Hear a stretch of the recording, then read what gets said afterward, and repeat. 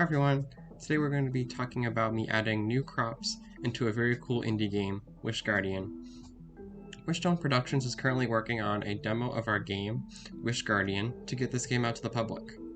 For our demo, we decided we would have two biomes, the sand biome and the wetlands biome. It was for these two biomes that we decided on new kinds of crops to be added to the game. You may have already seen the fire mushroom and the ice mushroom.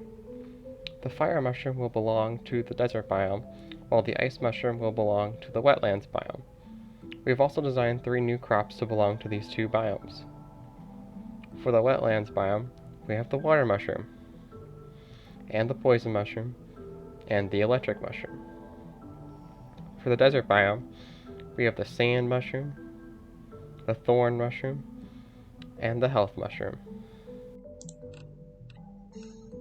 When I made the art for these crops, I had in mind what biomes they belong to so I could have these crops thematically fit into their designated biomes. The wetlands biome is based around water, while the sand biome is drier. Thus the sand biome crops are not as bright or colorful as the water biome crops.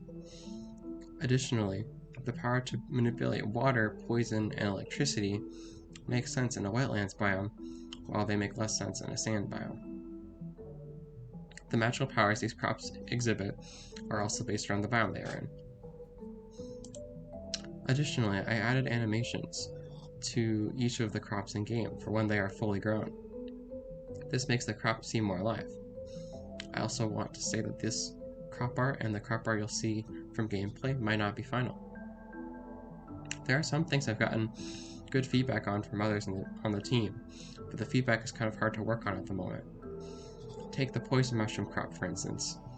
My teammates eventually suggested that I make the poison dripping animation have some still frames. However, this is not easy to implement right now, as the poison dripping down the stem uses a loop with specific colors and shapes. To have a frame where other effects on the poison mushroom are still would mean to have to redo the poison dripping down the stem animation, essentially, which takes quite a bit of time. 2 weeks ago, I had to get all of the crop art done in 1 week, and this feedback has come in a little later too, so it's just hard to implement right now on top of other work. There's just simply not the time right now to perfect the animations. I got a bit too ambitious with the poison mushroom crops design, only for it to be too complicated to rework at the moment. I haven't really gotten critique from my team in the past, so this is something I'm getting used to. I'm also not an animation major, so I've only recently learned a few things about animation from one of my classes.